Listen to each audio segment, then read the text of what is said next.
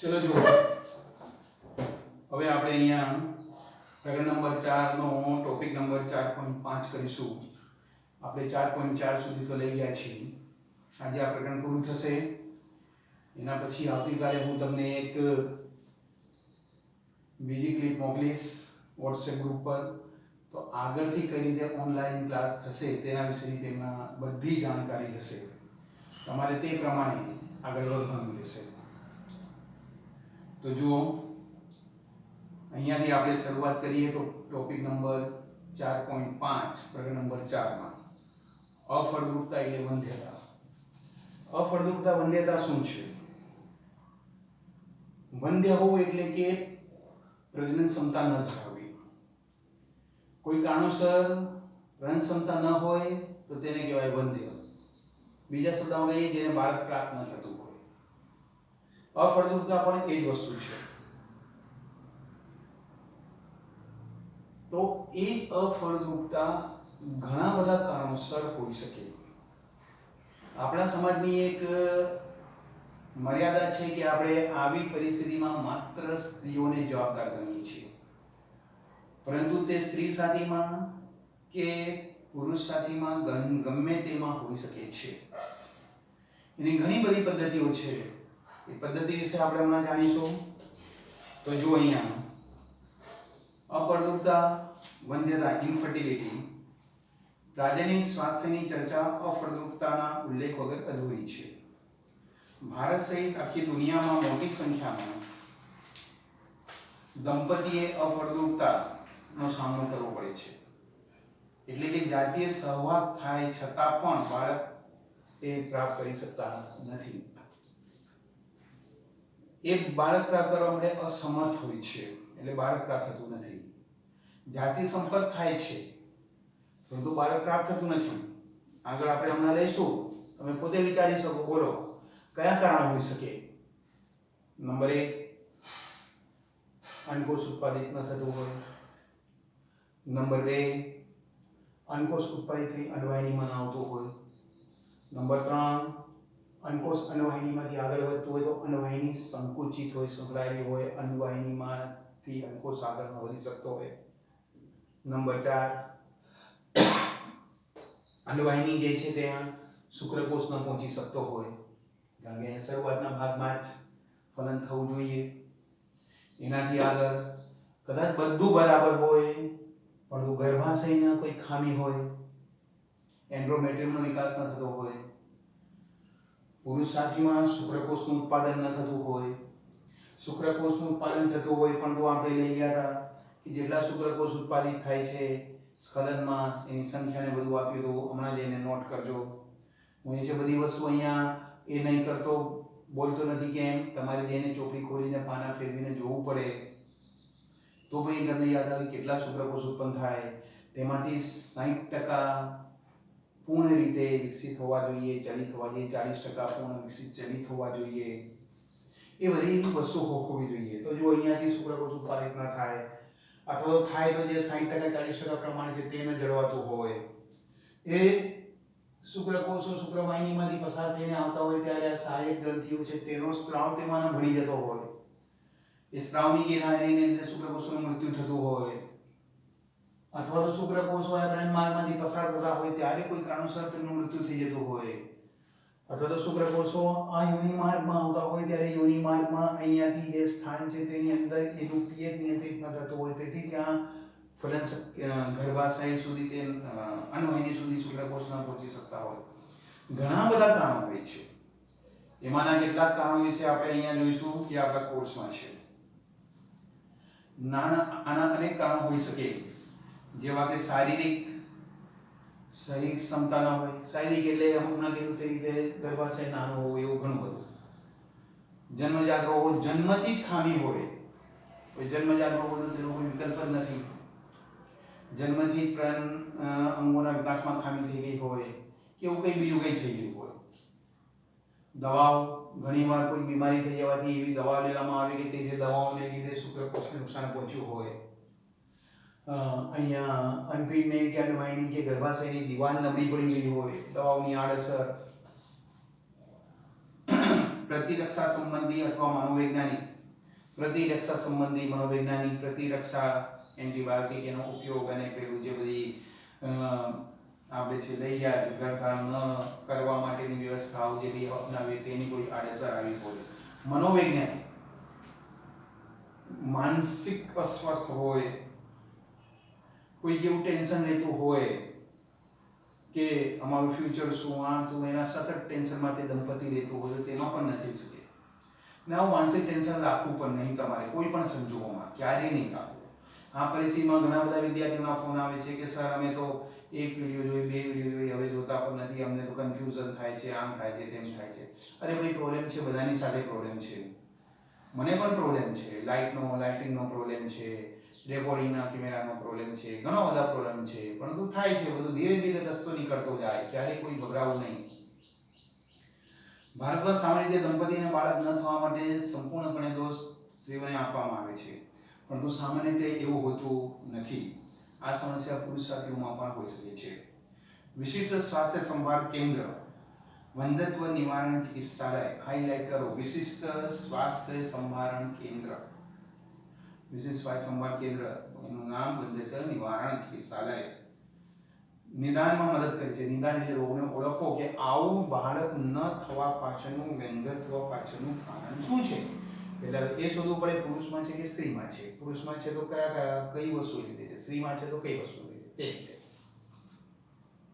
અને કેટલીક આવી અનિયમિતતાની સાચી સારવાર કરી દંપતીઓને બાળક પ્રાપ્ત કરવા માટે મદદ કરાવે છે આમ છતાં જ્યાં ખામીઓ સારી કરવી શક્ય ન હોય એ લોકો એવી સારવાર કરી દે એ નિષ્ણાત કે પછી કોઈ પ્રશ્ન રહેતો નથી ઉદાહરણ તરીકે દવાની આડઅસર આવવાથી ગર્ભાશયની દિવાલ નબળી પડી ગઈ હોય તો એવી કંઈક દવાઓને બીજી ટ્રીટમેન્ટ આપી દે છે ગર્ભાશય ફ્રી પાછું પૂર્ણ રીતે કાર્યરત થઈ જાય કોઈક એવી કોઈ અસર આવી હોય માનસિક અસર હોય જેના લીધે પ્રજનન ક્ષમતા ન પ્રાપ્ત થતી હોય તો તેના જે નિષ્ણાત સાયકોલોજિસ્ટ હોય છે તે તેની કાઉન્સેલિંગ કરી દે આવી કેટલીક અનિયમિતતાઓ સાચી સારવાર અને દંપતીઓને બાળક પ્રાપ્ત કરાવે છે આમ છતાં જ્યાં ખામીઓને સારી કરવી શક્ય ન હોય કેટલીક એવી હોય કે જે ખામી સારી કરવી શક્ય જ નથી ત્યાં કેટલીક વિશેષ પદ્ધતિઓ કે જે સહાયક પ્રજનન પદ્ધતિઓ તરીકે સામાન્ય રીતે જાણીતી છે કયા નામથી જાણીતી છે સહાયક પ્રજનન પદ્ધતિ તેની સહાયથી દંપતીઓ બાળક પ્રાપ્ત કરી શકે છે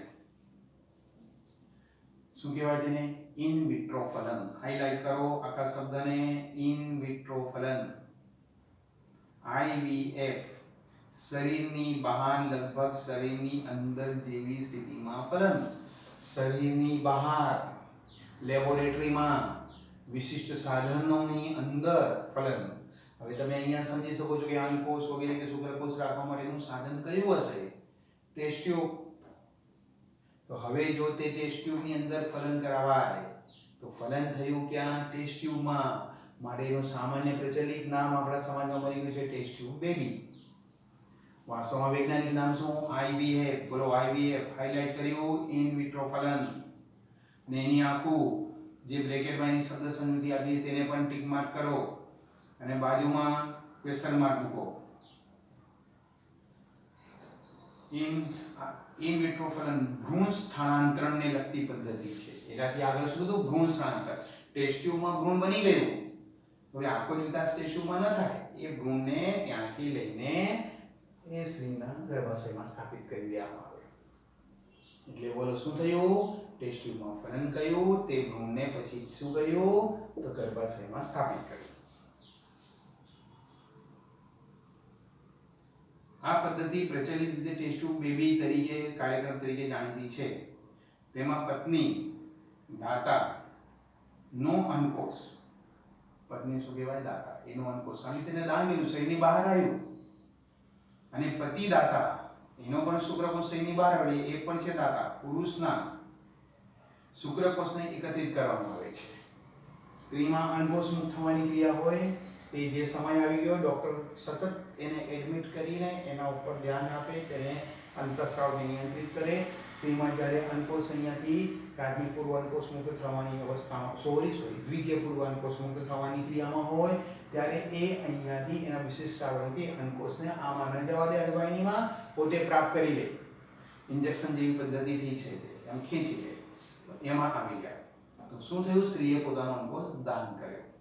એ જ રીતે સ્ત્રી પુરુષમાં વૃષણકોથળીની અંદર નીચેના ભાગમાંથી આ નલિકામાંથી શુક્રકોષ લઈ લેવામાં આવે. તો પુરુષ શું થયો? શુક્રકોષ દાતા. બંનેના શુક્રકોષ અંકોશોને એક ટેસ્ટ ટ્યુબની અંદર એક પેટ્રી ડીશ જેવા સાધનની અંદર એકત્રિત કરવામાં આવે એટલે ફલન થાય. આટલું સરળ નથી હોતું, ઘણું જટિલ હોય છે. એના માટે વિશિષ્ટ લેબ હોય, વિશિષ્ટ સાધનો હોય. ફલન માટે કીધું આમ ટેસ્ટ ટ્યુબમાં થઈ જાય એવું છે ન થાય, એના માટે પણ નિયંત્રિત પરિસ્થિતિને ઘણું બધું જોઈએ. આ પ્રયોગશાળામાં યોગ્ય પરિસ્થિતિમાં સિમ્યુલેટેડ હાઇલાઇટ કરો પરિસ્થિતિમાં ફલિતાનના નિર્માણને પ્રેરવામાં આવે છે. ત્યારબાદ ફલિતાન અથવા પ્રારંભિક ભ્રૂણ 8 સુધીના ગર્ભકોષ્ઠી કોષો ધરાવતોને અન્નવાહિનીમાં પાછું સ્થાનાંતરિત કરી દેવામાં આવે છે. જે દંપતી હોય તે દંપતીમાંથી હમણાં સમજાયું, સ્ત્રીની અન્નવાહિનીમાંથી અન્નપિંડમાંથી મુક્ત થતા અંકોષો લીધા, પુરુષમાંથી અહીંયાથી શુક્રકોષો લીધા. નિયંત્રિત સિમ્યુલેટેડ પદ્ધતિમાં શું કર્યું? ટેસ્ટ ટ્યુબ જેવાની અંદર મૂકી એમની વચ્ચે ફલન કરાયું. ફલન કરાવીને તેને ત્યાં રહેવા દીધું. તેની જે કઈ પદ્ધતિઓ નિયંત્રિત હોય છે એ ફલન પણ થશે. આગળનો શરૂઆતનો વિકાસ પણ શરૂ થઈ જશે. શરૂઆતના વિખંડન થશે. એ ફલિતાન 2 કોષીય ગર્ભમાં પ્રથમ વિખંડનમાં, બીજા વિખંડનમાં 4 કોષીય ગર્ભમાં અને ત્રીજા વિખંડમાં 8 કોષીય ગર્ભમાં. ડોક્ટરને ખબર હોય છે કેટલી ઝડપથી ફલિતાનનું વિખંડન થાય છે. એ તરત જ શું કરશે? એ જે છે તે ફલિતાન જે 8 કોષીય અવસ્થામાં પહોંચી ગયું છે, 8 ગર્ભકોષ્ઠી અવસ્થામાં પહોંચી ગયું છે, તેને આ વિશિષ્ટ સાધનની મદદથી યોની માર્ગની અંદરથી અહીંયાથી ગર્ભાશયમાં મૂકી દેવામાં આવે. ગર્ભાશયને ત્યાં સુધી વિશેષ પ્રકારના અંતઃસ્રાવ એના જે કંઈ છે બધા તે આપીને તૈયાર કરી દેવામાં આવે, પ્રોજેસ્ટેરોન વગેરે આપીને. તેથી ગર્ભાશયનું એન્ડોમેટ્રિયમ તૈયાર હોય અને ત્યાં ગર્ભ સ્થાપિત થાય.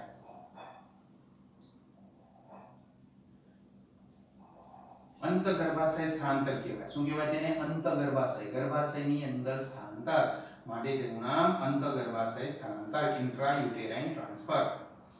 જે સ્ત્રીઓના ગર્ભધારણની સમસ્યા હોય તેમની સહાયતા માટે ઇન વિવો ફલન. કોની સમસ્યા? જો આ ઇન વિટ્રો ફલન થયું. હવે જો અહીંયાથી આવ્યું ઇન વિવો. વિવો એટલે સ્ત્રીઓના શરીરમાં જનનકોષનું સંયોજન થી બનતા ભ્રૂણને પણ સ્થાનાંતર માટે ઉપયોગમાં લઈ શકાય.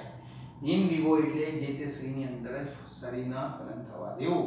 ઇન વિટ્રો એટલે પહેલા જે સમજાવ્યું તેમ શરીરની બહાર ફલન કરાવવું. એવા કિસ્સાઓ કે જ્યાં સ્ત્રીઓ અંકોષો ઉત્પન્ન કરી શકતી નથી. હવે વિચાર કરો, આ તો એ તો આપણે એવું છે એના માટે ઇન વિટ્રો ફલન કીધું કે સ્ત્રી અંકોષ ઉત્પન્ન કરે છે પરંતુ સ્ત્રીમાંથી અંકોષ અહીંથી અહીં સુધી ન જઈ શકતું ન હોય. અથવા તો પુરુષ શુક્રકોષ ઉત્પન્ન કરે છે પરંતુ એમાં કોઈ પ્રોબ્લેમ આવી જતો હોય તો શું કરવાનું? અહીંયાથી શુક્રકોષ લીધા, અહીંયાથી અંકોષ લીધા, ફલન કરાવ્યું, ફલિતાનની સેના પર સ્થાપિત લીધું ગર્ભાશય.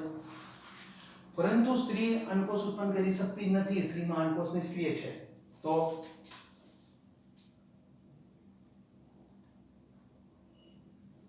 એવા કિસ્સા કે જ્યાં સ્ત્રીઓ અંકોષ ઉત્પન્ન કરી શકતી નથી પરંતુ તે ફલન અને આગળના વિકાસ માટે યોગ્ય પર્યાવરણ પૂરું પાડે છે. બોલો, અંકોષ ઉત્પન્ન થતો નથી પરંતુ અન્નવાહિનીનો શરૂઆતનો ભાગ બરોબર છે, અંતિમ ભાગ એમ્પ્યુલા બરોબર છે, અહીંયાનો ભાગ જોડાણ બરોબર છે, ગર્ભાશય બરોબર છે, ગ્રીવા અને યોની માર્ગ બરોબર છે, આગળનો એટલે કે ફલન અંકોષ પછી એ ફલન થાય ને આગળનો વિકાસ બધું વ્યવસ્થિત થાય તેવી પૂરી શક્યતાઓ છે. તેમના માટે એક અન્ય પદ્ધતિ છે જેમાં દાતાના અંકોષ લઈ એ દંપતીમાંથી તે સ્ત્રીના અંકોષ નહીં, બીજી કોઈ અજ્ઞાત સ્ત્રીના અંકોષ લઈ એ સ્ત્રીની અન્નવાહિનીમાં સ્થાનાંતરિત કરવામાં આવે. ઉદાહરણ તરીકે એક દંપતી છે, એ દંપતીમાં તે સ્ત્રી અંકોષ ઉત્પન્ન નથી કરી શકતી તો શું કરવામાં આવે? અન્ય સ્ત્રીના અંકોષ લેવામાં આવે. એ સ્ત્રીની બહેન પણ હોઈ શકે, એ સ્ત્રીની બેન પણ હોઈ શકે, એવા કોઈના એ જેનું લિસ્ટ આપે એને પૂછવામાં આવે છે કે તમે એ યુગલને કે તમે કોનો અંકોષ પસંદ કરશો. 8-10નું ક્લોઝમાં હોય તેના લિસ્ટ આપો. એ લિસ્ટમાંથી ભાઈ ડૉક્ટર ગુપ્ત રાખે એ કોનું લીધું છે. ટ્રીટમેન્ટના બહાને તો બધાને જ બોલાવવામાં આવે પણ લીધું કોની છે કદાચ બધાના જ અંકોષ લેવામાં આવે પરંતુ વાસ્તવમાં કોનું લીધું છે કોઈને ખબર ન પડે. તો એ અંકોષને અહીંયા સ્થાપિત કરવામાં આવે.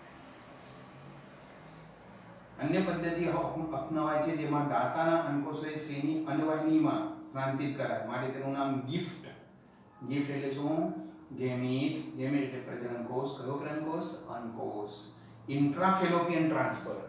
इंट्राफेलोपियन फेलोपियन ट्यूबમાં અંદર ઇન્ટ્રા ગિફ્ટ એટલે જી ગેમીટ इंट्राफेलोपियन ट्रांसफर ગેમીટ ને પ્રેનકોષને ઇન્ટ્રા એટલે અંદર ફેલોપિયન એટલે અનવાહિની તેની અંદર ટ્રાન્સફર કરવો પ્રયોગશાળામાંથી ભ્રૂણ બનાવવાની એક પછી આ સિવાય બીજી બધી પ્રયોગશાળામાંથી ભ્રૂણ બનાવવાની એક અન્ય વિશેષ પદ્ધતિ આંતરકોષરસીય શુક્રકોષ નિક્ષેપ હવે આ બીજું શુક્રકોષ લગતો આવી ગયું ગિફ્ટ પૂરું થઈ ગયું આના પહેલા ઇન વિટ્રો પૂરું થયું ઇન વિવો એક જ આપેલું છે ગિફ્ટમાં પણ એક જ લીટી આપેલી છે હવે બોલો એક બીજી પદ્ધતિ કઈ આંતરકોષરસીય શુક્રકોષ નિક્ષેપણ ICSI આ બધા શોર્ટ ફોર્મ અને ફૂલ ફોર્મ આવડવા જોઈએ ઇન્ટ્રાસાઇટોપ્લાઝમિક સ્પર્મ ઇન્જેક્શન જેમાં શુક્રકોષને સીધો અંડકોષમાં દાખલ કરવામાં આવે શુક્રકોષ મુક્ત થયા હોય ને એ મુક્ત થયેલા શુક્રકોષ એ જે મુક્ત થાય તેને સીધા અંડકોષમાં દાખલ કરી દેવામાં આવે એટલે કઈ રીતે આપણે સમજીએ આ થોડું એક બે લીટી લઈને જેમાં શુક્રકોષને સીધો અંડકોષમાં દાખલ કરવામાં આવે વંધ્યતા કે અફળદ્રુપતા તે તેની પુરુષ સાથી સ્ત્રીમાં વીર્ય દાખલ કરવા સક્ષમ ન હોવાને કારણે અથવા સ્ખલનમાં શુક્રકોષની સંખ્યા ખૂબ ઓછી હોવાને કારણે તેને કૃત્રિમ વીર્ય સેચન પદ્ધતિ દ્વારા ઠીક કરી શકાય બોલો આ જે નિક્ષેપણ પદ્ધતિ છે આંતરકોષીય શુક્રકોષ એના માટે કૃત્રિમ વીર્ય સેચન એટલે શું તકલીફ પુરુષમાં શુક્રકોષ જરૂર કરતા ઓછા ઉત્પન્ન થાય છે પ્રચલિતતા તેની ચલિતતા ઓછી છે પૂર્ણ વિકાસ પ્રમાણ ઓછું છે પરંતુ છે અથવા તો કોઈ એવું છે કે અહીંયાથી જે ગ્રંથિઓ છે તે ગ્રંથિઓનો સ્રાવ ઓછો છે ને વધી શકતો નથી જેથી શુક્રકોષ સ્ત્રીના પ્રજનનમાર્ગમાં યોગ્ય રીતે આગળ વધી શકતો નથી તો એવી જે પરિસ્થિતિ હોય તેને કૃત્રિમ વીર્ય સેચન એટલે કે AI આર્ટિફિશિયલ ઇન્સેમિનેશન કહેવામાં આવે છે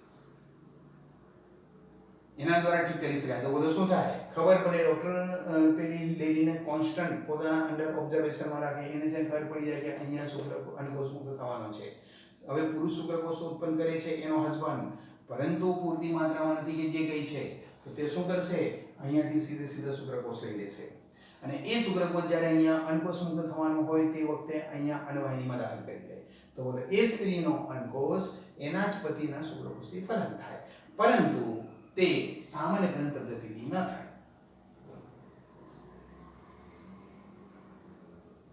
જેને કૃત્રિમ વીર્ય સેચન પદ્ધતિથી ઠીક કરી શકાય છે આ પદ્ધતિને વીર્યને પતિમાંથી અથવા સ્વસ્થ દાતામાંથી એકત્રિત કરવામાં આવે કેટલીક વાર કોઈ પુરુષ શુક્રકોષ ઉત્પન્ન જ ન કરી શકતું હોય ને આગળ ઉત્પન્ન કરવાની કોઈ શક્યતા ના હોય તો તે અન્ય કોઈ એ યુગલને કાઉન્સેલિંગ કરીને અન્ય કોઈ પુરુષના પણ શુક્રકોષ લઈ શકાય પરંતુ તેમને ખબર ન કરવામાં આવે કે કયા પુરુષના શુક્રકોષ છે આ પદ્ધતિમાં વીર્યને પતિમાંથી અથવા સ્વયં સ્વસ્થ દાતામાંથી એકત્રિત કરવામાં આવે છે જેને કૃત્રિમ રીતે સ્ત્રીના યોનિમાં અથવા ગર્ભાશયમાં દાખલ કરી શકાય છે કૃત્રિમ રીતે દાખલ કરો કુદરતી રીતે નહીં અહીંયા અંડકોષ મુક્ત થયો પછી કૃત્રિમ રીતે આમાં દાખલ કરી ફલન થઈ અને આગળનો વિકાસ ચાલુ થઈ જાય જો કે વિકલ્પો ઘણા છે આ સિવાય પણ ઘણા વિકલ્પો છે પરંતુ આ બધી પદ્ધતિમાં વિશેષ નિષ્ણાતો અને મોંઘા સાધનો દ્વારા ચોકસાઈપૂર્વકના સંચાલનની જરૂર પડે છે બહુ જ મોંઘું છે તેથી આ સવલતો હાલમાં આપણા દેશમાં ખૂબ જ ઓછા કેન્દ્રોમાં ઉપલબ્ધ છે દેખીતી રીતે આનો લાભ ખૂબ મર્યાદિત સંખ્યામાં લોકોને જ પરવડે છે આ પદ્ધતિઓને અપનાવવા ભાવનાત્મક બહુ છે ને એ જે થઈ જાય છે ધાર્મિક ઘણીવાર ધર્મના નિયમો પણ આને આડે આવે છે સામાજિક સમાજ શું કહેશે તે આપણે વિચારીએ છીએ અડચણરૂપ બને છે આ બધી પદ્ધતિઓનું અંતિમ લક્ષ્ય સંતાન પ્રાપ્તિ છે ભારતમાં જો અંતિમ લક્ષ્ય કયું છે સંતાન નથી આવતું સંતાન પ્રાપ્ત કરવું તો તેનો વિકલ્પ આપ્યો છે કે આવું સામાજિક ધાર્મિક ભાવનાત્મક જો પ્રશ્ન આવી જતા હોય એવું જે છે તો તેના કરતાં શું છે જો અહીંયા આપેલું છે ભારતમાં અનેક અનાથ અને નિરાધાર બાળકો છે તેમની જો દેખરેખ નહીં કરવામાં આવે તો કદાચ પૂર્ણતા સુધી જીવિત પણ રહી શકતા નથી આપણા દેશનો કાયદો બાળકોને કાનૂની રીતે ગોદ લેવાની પરવાનગી આપે છે અનાથાલયમાં જઈને બાળકને લઈ લો પછી એ છે બાળક તમારું ગણાય અને જે દંપતી માતા પિતા બનવા માટે ઈચ્છુક હોય તેમના માટે એ ગોદ લેવાની અનાથાલયમાંથી એ ખૂબ જ સારી પદ્ધતિ છે અને તે પદ્ધતિનો ઉપયોગ કરી શકાય તો જુઓ આ જે હતું પ્રકરણ નંબર 4. આપણે અગાઉ પહેલા કર્યું હતું પ્રકરણ નંબર 3. આ બંને પ્રકરણો વિશેનું શું છે હું નેક્સ્ટ ક્લિપમાં તમને WhatsApp પર ક્લિપમાં મોકલું છું.